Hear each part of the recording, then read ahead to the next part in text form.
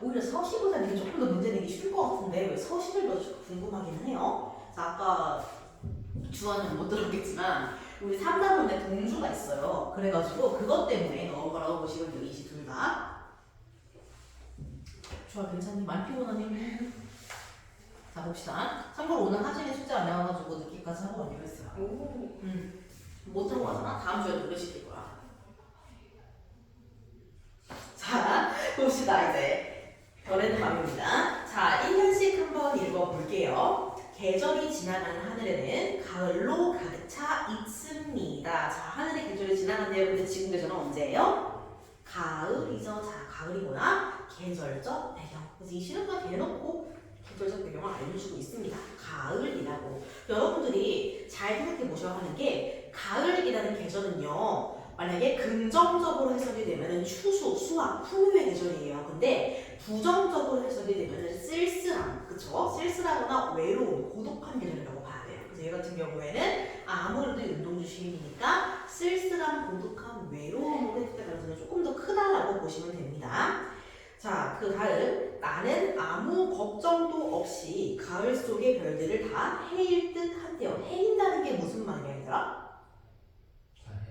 오, 헤아린다, 세본다라는 뜻이죠, 그렇지? 나 시적 화자가 지금 표면상으로 나왔어. 표면상으로 드러난 시적 화자가 아무 걱정도 없이 다른 마음으로 하는 거야? 순수한 마음으로 가을 속에 이 가을이라는 계절에 별들을 다 세고 싶대, 그렇지? 이 별은 뭐예요? 아까도 얘기했죠? 순수한 것, 이상적인 것, 화자가 지향하는 세계 이런 거라고 제가 전부 다 동그라미라고 했어요, 무조건. 자, 가슴 속에 하나둘 새겨지는 별들. 왜 별이 가슴 속에 새겨져?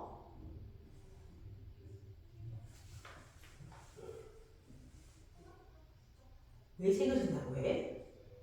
나는 지금 별을 밤에 눈으로 보고 있는 거 아니야, 그치? 눈으로 보고 있는데 마음속으로 새겨진다라는 건요, 내가 별들을 보면서 내면적인 무언가를 다 하나씩 떠올리고 있다는 거야. 저 별을 보면서 뭘 떠올리고, 저 별을 보면서 뭘 떠올리고, 이런 느낌이라고 보시면 됩니다.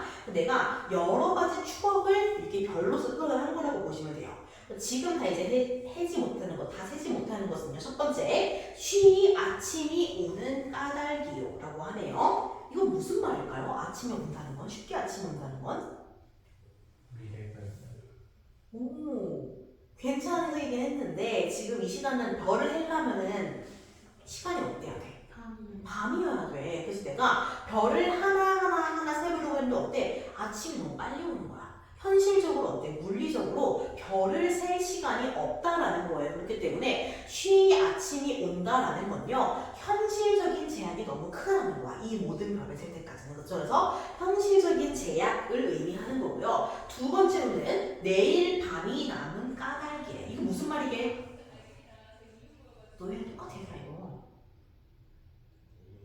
내가 오늘 집에 가서 얘들아 숙제해 라고 해. 근데 너희가 막 그래도 일주일이나 남았는데 괜찮지 않을까? 내일도 있는데 이러는 거랑 똑같은 거야. 내일 밤이 또 오니까 오늘 다 안 자도 되는 거야. 그런 느낌이라고 보시면 돼요. 그래서 마음의 여유라고 보시면 돼요. 그렇지? 그리고 아직 나의 청춘이 다하지 않은 까닭이래. 이건 뭐야?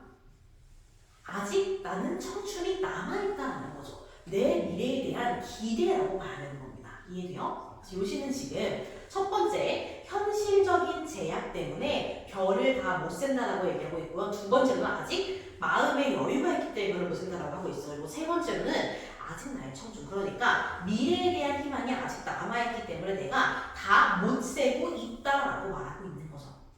이해돼요? 자, 그 다음입니다. 되게 유명한 구절이죠. 별 하나의 추억과 별 하나의 사랑과 별 하나의 쓸쓸함과 별 하나의 동경과 별 하나의 시와 별 하나의 어머니. 그쵸? 여러분 이거 노래도 있지 않아? 있었을걸? 옛날에 있었던 것 같아. 자, 그래서 이게 무슨 말이냐면 내가 별을 하나씩 하늘을 보면서 그러면서 그 별 하나하나 뭘 떠올려? 저 별은 추억, 저 별은 사랑, 저 별은 어머니 이렇게 떠올린다고 보시면 돼요. 그래서 화자에게 의미 있는 것들, 그러니까 윤동주라는 사람이에요. 화자에게 의미가 있고 가치가 있어서 계속 되뇌이고 싶고 별들을 핑계로 계속 묶어두고 싶은 것들을 얘기하고 있다라고 보시면 됩니다. 그래서 결정적으로는 뭐야? 그리운 것들이라는 거죠. 아까 얘기했잖아. 윤동주 시인이 일본에 혼자 동떨어져 있어. 그렇기 때문에 하늘을 보면서 가족들을 떠올리고, 그치? 하늘을 보면서 예전에 추억들을 떠올리고 그러는 거야. 이해되죠? 그래서 여기 나오는 것들은 전부 다 내가 상념에 빠진 채로 그리워하는 것들이라고 봐야 한다라는 거죠. 그리고 한편으로 어때? 계속 반복이 되고 있죠? 그래서 반복되니까 당연히 내용 강조되고 운율 생기고 안정감 생기고 통일성이 있는 거고, 그쵸? 여러 것도 사용하고 있고요. 자, 다음 다시 한번 반복하죠. 어머니 어머니 하고 다시 한번 어머님. 그치? 그럼 어머님은 뭐였어? 화자가 가장 그리워하는 대상이죠. 화자가 그리워하는 대상이고요. 그리고 또 어때? 지금 어머님하고 콧말을 찍었잖아. 부르는 거야. 엄마한테 지금 말을 건네고 있는 거야. 그럼 어머니는 뭐야? 청소겠죠. 그쵸? 지금 화자에게 화자가 대상에게 말을 건네고 있다. 이때 대상은 화자가 그리워하는 대상이다라고 봐야겠죠. 나는 별 하나에 아름다운 이름 하나씩을, 이 아름다운 말 한마디씩을 불러본대. 뭐예요? 추억, 사랑, 쓸쓸한 동경, 시, 어머니죠. 그럼 이건 다 뭐야? 아름다운 말들이 화자가 생각하는 게 전부 다 동그라미 처리해야겠죠. 그러니까 자, 초등학교 때 책상을 같이 했던 아이들의 이름과 폐, 경, 옥 이런 이국 소녀들의 이름과 벌써 애기 어머니가 된 계집애들의 이름과 가난한 이웃 사람들의 이름과 비둘기, 강아지, 토끼, 노새, 노루, 프란시산, 라이너 마리아 이렇게 이런 시인들의 이름을 불러본대. 이거 다 뭐야? 우리가 아까 간단하게 별 하나의 추억, 사랑, 동경, 시 이랬던 사람들 다 구체적으로 나열되고 있는 거야. 이해돼요? 그쵸? 그래서 소학교 때, 초등학생 때 같은 반이었던 아이들 짝꿍들 당연히 추억이겠죠. 그치? 폐, 경, 옥 이거는요 소녀들의 이름인데 이국 소녀래. 왜 이국 소녀일까? 윤동주 출신이 어디야? 아 진짜 뭐야? 노하신다 지금. 지하에서 노하신다. 북간도죠. 북간도. 중국이잖아 중국. 아 만주. 북간도에서 했어. 그래서 북간도에 살면서 만났던 중국 소녀들의 이름이야 이거는. 그래서 그리고 애기 어머니가 된 이름, 그리고 뭐 여러 가지 이름들 또 어때? 비둘기, 강아지, 토끼, 노새, 노루. 튼튼해 보이네. 얘는 맹수가 아니잖아. 그치? 누가 봐도 약해 보이지. 그래서 순수하면서 연약한 생명체들을 또 의미하는 거야 이런 것들은. 그쵸? 그리고 프란시산, 라이너 마리아 이렇게 다 시인 이름이고 윤동주가 존경하는 시인이었겠죠.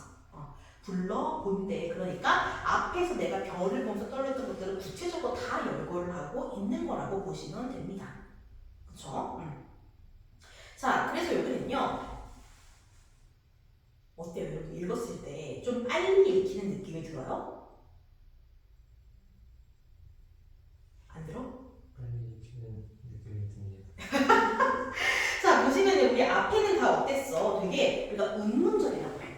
자, 다행히 나눠져 있고 연이 끊겨져 있잖아. 그치? 근데 얘는 어때요? 그냥 하나의 줄글 같아 보이지 않아요? 그 길게 늘어진 줄글이기 때문에 우리가 굉장히 속도를 빠르게 해서 읽을 수밖에 없는 거야. 왜냐면은 나도 모르게 앞에 1년부터 4년처럼 엔터가 쳐져 있으면 끊어읽게 돼요. 근데 얘는 어때? 그냥 숨도 안 쉬고 쭉 읽을 수 있죠. 그렇기 때문에 속도감이 굉장히 빨라지고 있는 거야. 그렇기 때문에 변화가 생긴다고 봐야 돼.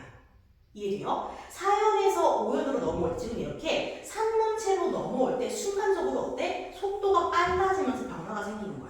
이해되세요? 그래서 속도 변화 이런 말이 나오면 맞는 말이에요. 호흡이 빨라진다, 산문 형식을 취한다, 운율이 바뀐다 이런 말 다 맞는 말이야. 자, 이네들은 너무나 멀리 있습니다래요. 이네들은 누구겠어? 내가 방금 떠올린 것들이겠죠? 얘네가 너무너무 멀리 있대. 왜 멀리 있어 얘들아 이거? 왜 멀리 있냐고. 현재 옆에 없으니까. 그쵸. 현재 옆에 없으니까 당연히 멀리 있다고 느끼는 거고요. 또 내가 지금 어디에 있는데?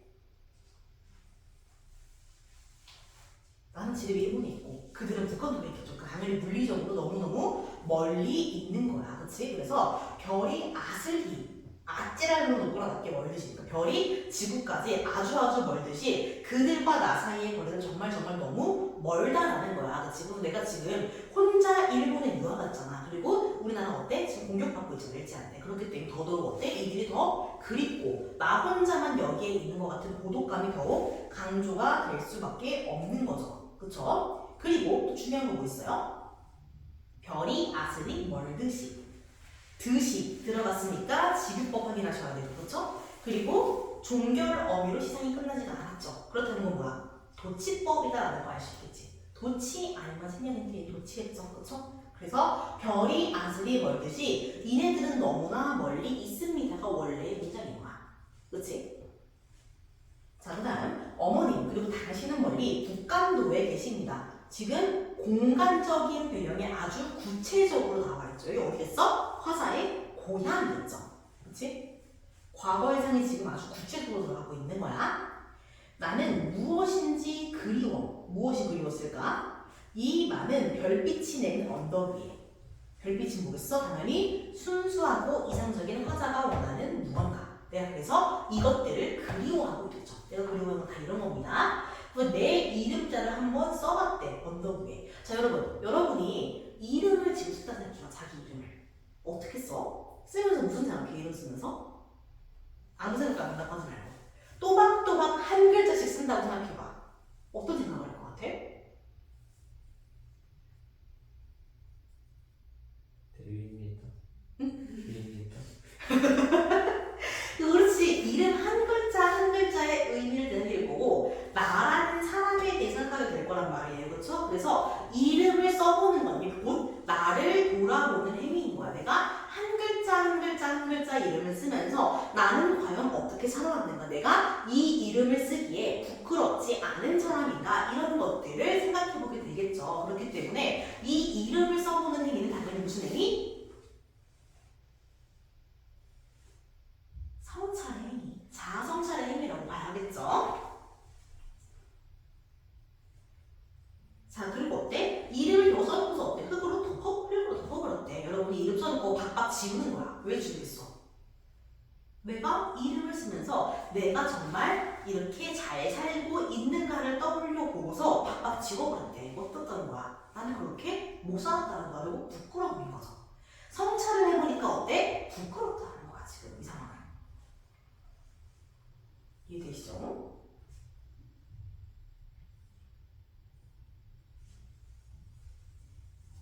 그 다음입니다. 나는 밤을 새워 오는 벌레는 뭐예요? 벌레가 온대. 여러분은 벌레한테 감정이 있다고 생각해요? 진짜? 그럼 앞으로 벌레 죽이지 마. 벌레도 감정이 있을까? 우리가 문학을 배울 때는요, 인간인 것과 인간이 아닌 것을 구분해야 돼요. 그쵸? 왜냐면 의인법도 써봐야 하고 그러니까, 그치? 그래서 인간인 것과 인간을 나누지 않는 가장 중요한 첫 번째는 감정이에요. 오로지 인간만이 감정을 느낄 수 있다라고 문학에서 얘기를 해요. 물론 이제 강아지 고양이 키우는 사람들은 강아지도 감정이 다 있어라고 얘기하긴 하지만 나도 그렇게 생각해요. 근데 어쨌든 우리가 문학을 공부할 때는 감정을 가지고 있는 건 오로지 인간뿐이라고 배워야 돼. 그리고 또 말을 할 수 있는 거, 언어를 가지고 말을 할 수 있는 건 인간뿐, 사고를, 이성과 사고를 가지고 생각을 하는 것도 인간뿐, 이런 것들을 다 인간만 할 수 있는 거. 그러면 우는 행위 어때요? 누구만 할 수 있는 거야? 인간만 할 수 있는 거야. 근데 지금 누가 하고 있을 거예요? 벌레. 그럼 이 벌레는 뭐야? 벌레 뭐야? 벌레가 부끄러운 화자자의 비자신. 오! 수영하는 거야. 맞아요. 내가 지금 마음이 부끄럽고 슬프니까 괜히 벌레를 보여서 아, 쟤도 좀 그런 것 같은데 이러면서 자기 감정을 이입하는 거야, 거기에. 그리고 이걸 감정이입이라고 해요. 이제 벌레는 감정이입의 대상이에요. 이따가 다시 한번 꼼꼼하게 설명해 줄게요. 자, 그리고 밤이래요. 밤은 뭐야? 동시에서 불확실한 상황이죠. 그치? 아무런 상황, 새 모양, 그치? 부정적인 현실을 의미하는 경우가 많아요. 그치? 그래서 부정적인 이 상황에서 우는 벌레래. 어때? 이 부정적인 사회에서 살아가는 불쌍한 나인 거야. 그치? 부끄러운 이름을 슬퍼하는 까닭입니다. 이거래. 뭐예요? 내 여기는 어땠다는 거야? 부끄러워서 지워버렸다라고 고백하고 있는 거야. 그치? 이 이름이 굉장히 부끄럽다. 나 왜 부끄러워요? 나는 일본까지 와서 지금 뭐하고 있어? 저항하지 못하고 시만 쓰고 있어. 이러는 거죠. 자, 그러나 중요합니다. 해석도가 나타나죠. 그러나 겨울이 지나고, 겨울은 어때? 춥고 외롭고 쓸쓸하고, 그치? 지나고 나의 별 어디에? 원래 나의 별은 어디야? 뭐야? 뭐야, 그렇지? 조선. 조국에도 봄이 온다는 건 무슨 말이야? 너무 쉽죠, 이거는. 이거 그 광복. 광복이 오면, 그치? 가정에서, 근데 지금 아니야? 가정이 오면, 그러면은, 무덤 위에 파란 잔디가 피어나듯이, 그런 거야. 무덤은 죽은 거야.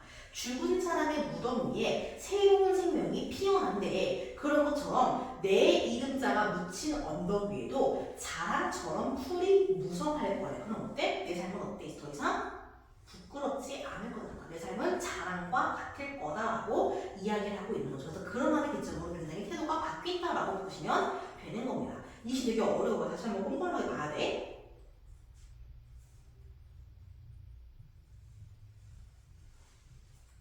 자, 다시 한번 한자 한자 꼼꼼하게 볼게요. 자, 우리가 첫 번째 1년에서 봐야 하는 건 뭐였죠?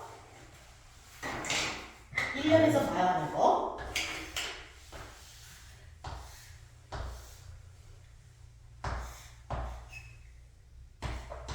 일단 내가 별을 보고 있어, 그치? 별을 보고 있고 어머니를 떠올리고 있어, 그쵸? 나는 지금 표면상으로 드러나 있죠, 화자. 그럼 이것들은 다 뭐야? 별 어머니 대상이죠, 그치? 그래서 나는 언제? 가을에. 걔를 더 이름이 가을에. 나는 가을 밤에 뭘 하고 있어? 하늘을 올려다보며 별을 세고 있는 상황인 거야, 그쵸? 근데 우리 아까 얘기했었죠. 가을이라는 건 뭐예요, 보통? 가을은 긍정적으로 해석하면요, 풍성한 추수의 계절인데 부정적으로 생각하면 뭐라 그랬어? 쓸쓸함을 나타낸다라고 했죠. 밤도 그럴 거 아니야. 밤도 보통 안 좋은 일이잖아. 그쵸? 여러분 지금 가을 밤에 둘 다 세모로 들어간 겁니다. 자, 그래요. 그래서 나는 아무 걱정 없이 순수하게 별을 해. 그럼 별은 다 뭐예요? 순수함이겠죠. 별은 순수한 것들, 이상적인 것들, 아름다운 것들, 화자가 지향하는 것들, 그치? 지향, 화자의 지향인 거죠. 그래서 얘는 여기서 지향이라고 봐야 됩니다. 자, 그 다음입니다. 내가 별을 다 세지 못하는 건 아까 뭐 때문에? 첫 번째는 인적 제약, 두 번째는 여유, 세 번째는 미래에 대한 희망 때문이라 그랬었죠. 그러면서 뭘 생각해? 별을 보면서 뭘 하나하나씩 다 떠올려. 그러면서 나에게 가장 그리운 어머니를 떠올리게 되죠. 나에게 그리운 어머니를 떠올리게 되는 거야. 그죠? 자, 그래서 이 어머니는 어때요? 청자죠. 청자입니다. 왜? 얘는 대상이야. 얘는 청자야. 내가 엄마를 부르잖아. 그치? 물론 엄마 대상이 될 수 있긴 해. 다르니까. 그래서 내가 엄마를 부르면서 어머니를 부르면서 내 얘기를 쭉 하게 되는 거죠. 그쵸? 그러면서 내가 이것들을 다 그리워하고 또 슬프군 안에 외롭고 그런 얘기를 쭉 하고 있는 거다라고 보시면 됩니다. 그래서 여기 넘어가면서 우리 그때 운율 변화까지 확인을 했었죠. 기억나죠? 자, 그러면서 엄마가 어디에 있다고 알려줘? 엄마는 멀리 북간도에 있다라는 걸 알려줘요. 북간도가 뭔데? 공간이죠. 화자의 고향인 겁니다. 그래서 뭘 알 수 있어? 아, 화자는 북간도라는 고향에 대해서 과거 회상을 하고 있구나라는 걸 알 수 있었죠. 자, 그래서 내가 그 다음에 뭘 떠올려? 무언을 계속 그리워해 별을 보면서 그러면서 어때? 이름을 한번 써보게 돼. 그 행위는 굉장히 중요해진다고 얘기를 했죠. 그래서 나는 별을 보다가 뭘 하게 돼? 이름을 쓰는 행위를 하게 돼. 굉장히 중요하다라고 얘기했습니다. 자, 이 이름을 쓰는 행위는 뭐야? 나에 대해서 곰곰이 생각해 볼 수 있는 행위야. 다른 말로 하면 뭐야? 자아성찰의 행위라고 보시면 되겠죠. 나는 내 이름을 쓰면서 자아성찰을 꼼꼼하게 하고 있는 중인 겁니다. 그래서 자아성찰을 해봤더니 어때? 내 인생이 나는 너무너무 부끄러운 겁니다. 왜? 나는 행동하지 못하는 그런 사람이었으니까. 그렇죠? 자아성찰을 통해서 어때? 부끄러움을 느끼게 되는 겁니다. 그렇죠? 그래서 어때? 이름을 덮어버리게 되죠. 그래서 이름을 덮어버리는 걸로 이렇게 행위를 보여줍니다. 자, 그 다음에 뭘 또 떠올려요? 벌레를 떠올려요. 얼떨떨거리면서 쟤랑 나랑 처지가 유사한 것 같아라고 얘기를 하는 거죠. 자, 그런데 뭐가 나와요? 그러나라는 말이 등장합니다. 굉장히 중요하죠. 부끄러움을 느끼다가 그러나라는 시상 전환의 표시가 미안해요. 세모가 아니지. 시상 전환의 표시가 등장하게 됩니다. 그래서 이전까지 굉장히 절망적이야. 나는 진짜 여기 있으면서 고향이 너무 그립고 보고 싶은 것도 많고 난 너무 부끄러워 이러고 있다가 그러나를 기점으로 어때? 태도가 바뀌게 돼. 그래서 여기가 시상 전환이에요. 여기서부터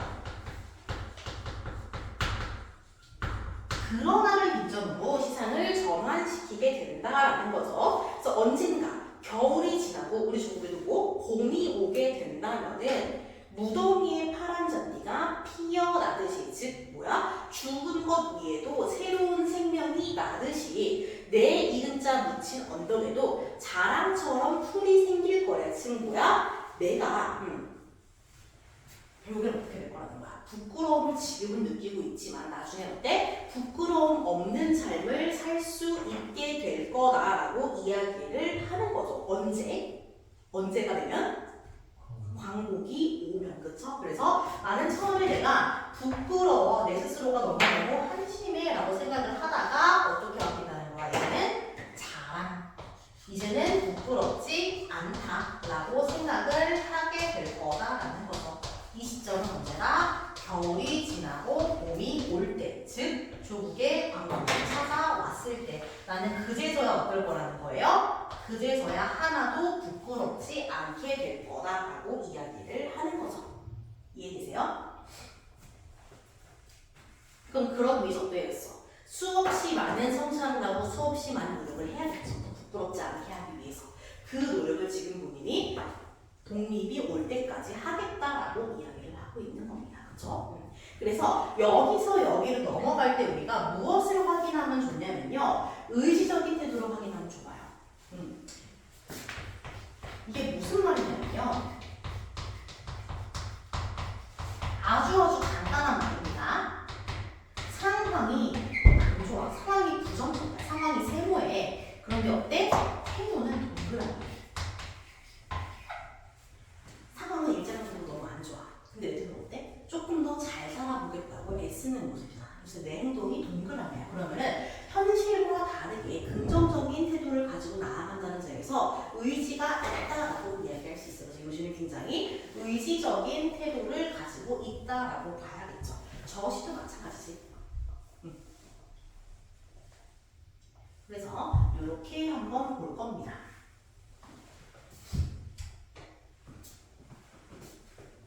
자, 그래서 이 시에서 쓰인 표현들을 조금 더 짚어볼 건데요. 중요하기 때문에. 자, 우리 일단은 맨 앞에 계획적 표현 바로 넘어갈게요, 그냥. 그리고 또 뭐가 있었어요? 중요한 표현들. 일단은 반복 있죠, 반복. 반복 뭐가 돼? 뭐가 반복돼요?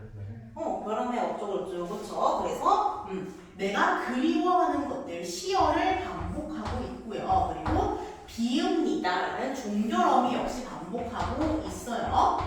기타 등등, 또 식구문도 가능하고요. 그렇죠? 기타 등등 반복이 들어가고 있다. 이것을 통해서 당연히 어때? 강조, 주제 강조, 태도 강조, 운율 형성, 통일성, 안정감 이런 거 주겠죠? 자, 그러면 한편으로는요, 우리가 중요하게 봐야 하는 게 뭐라 그랬어? 운문에서 산문으로 전환되는 부분, 오연 얘기하는 겁니다. 이거 오연이고요. 여기가 일사연이죠. 일사연에서 오연으로 넘어가는 부분, 그 부분이 굉장히 중요해요. 왜냐면은 운문에서 산문으로 바뀌면서 속도감이 높아져요. 그렇다는 건 무슨 말이냐면요, 운율의 변화가 생긴다는 거야. 운율의 변화가 생긴다는 건요, 통일성 안정감이 있다는 거 없다는 거야?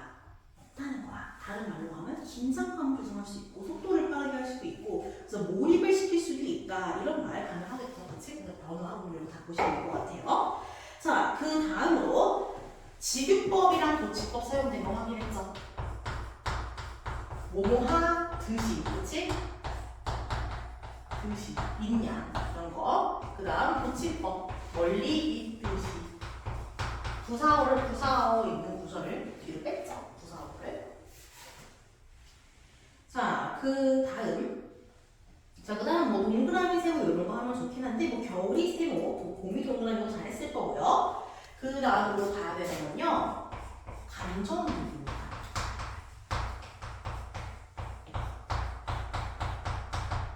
자, 이게 왜 중요하냐면은 가장 많은 학생들이 헷갈려하는 거기 때문이다라고 보시면 돼요. 여기로 살짝 뺄게요. 감정이입은. 자, 감정이입이라는 걸 알기 위해 우리가 먼저 객관적 상관물이라는 걸 알아야 돼요. 자, 객관적 상관물이라는 게 뭐냐면요. 추가적으로 좀 얘기를 해보자면은 화자에게 영향을 주는 모든 것들을 다 이렇게 얘기해요. 화자의 감정을 조금 더 심화시켜주고 영향을 주고 뭘 주는 모든 것들을 다 얘기한다고 보시면 될 것 같아요. 자, 이것들의 종류 중에 첫 번째가 감정이입이에요. 다른 말로 하면 투영입니다. 그리고 두 번째가 대조적 상관물이에요.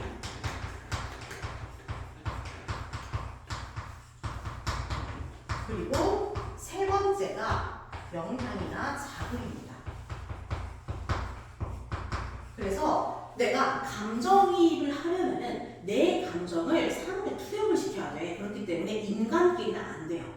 왜냐면은 인간은 이미 감정이 있기 때문에 그게 그 사람 자체의 감정인지 아니면 내 감정이 투영된 건지 구분하기가 어려워. 그렇기 때문에 이거는 일단은 무조건 사람을 제외한 나머지를 하면 보통 동물에 많이 됩니다. 벌레처럼. 그리고 어때? 그 대상과 나의 감정이 일치해야 돼.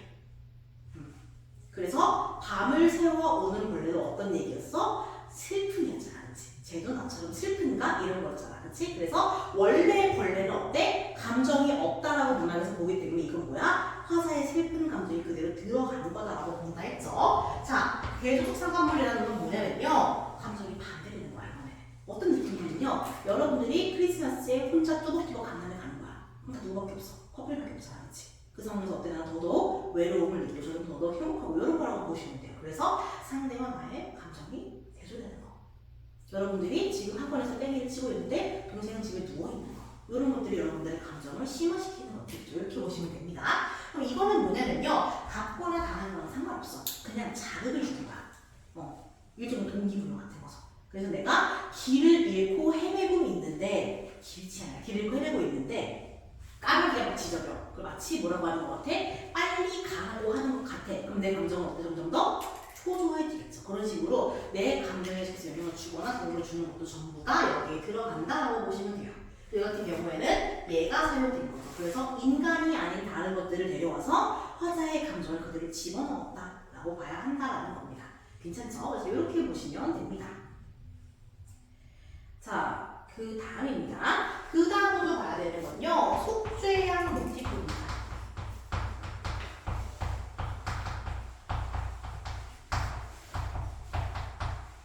이거 뭔 거 같아요, 얘들아? 속죄양 모티프? 교회 다니는 사람. 뭔 거 같아? 맞춰봐. 뭔 거 같아요? 하나하나씩 해석해봐. 뭐 같아?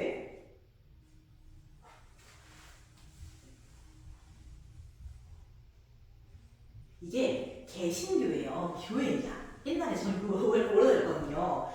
개신교의 성경은 구약과 신약으로 나뉘어요. 그 차이를 구분하는 게 뭐게? 배웠을걸? 구약과 신약을 나누는 기준이 뭐야? 뭐게? 응. 구약은 응. 약간 약속. 자, 구약과 신약을 나누는 기준은 예수님의 탄생이야. 예수님 탄생 이전과 이후는 아니요. 그래서 구약은 어떻냐면요. 예수님이 없어. 그래서 뭘 하냐면은 자신의 죄를 용서받기 위해서 양을 죽여요. 양을 제물로 삼고 제사를 지내야 돼. 그래서 양한테 자기 죄를 덮어 씌우기를 죽임으로써 자신의 죄를 속죄하는 거야. 그래서 속죄 양 모티프예요.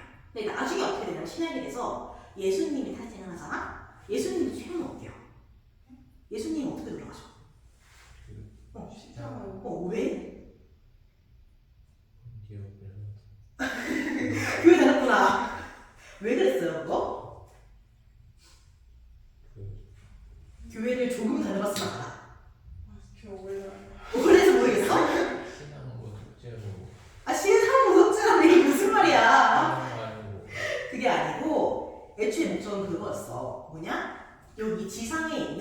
모든 사람들의 우리들의 죄를 대신 속죄하기 위해서 돌아가셨다라고 아까 그 예수님이 양이 된 거야 일종의.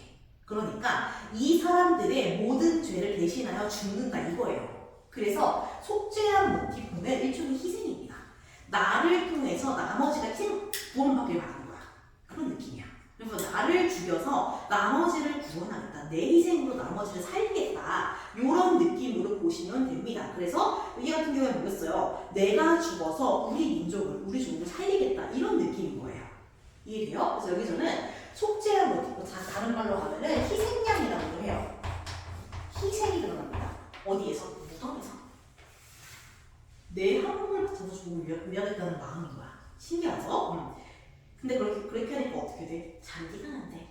어떤 채로? 부끄럽지 않은 채로. 이제 이렇게 바뀌면 됩니다. 이런 것들을 좀 짚고 넘어가시면 될 것 같아요. 이 정도?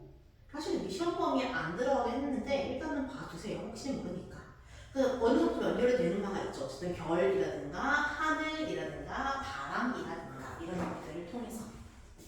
그래서 바람, 별 이렇게 보시면 됩니다. 이렇게 정리하세요.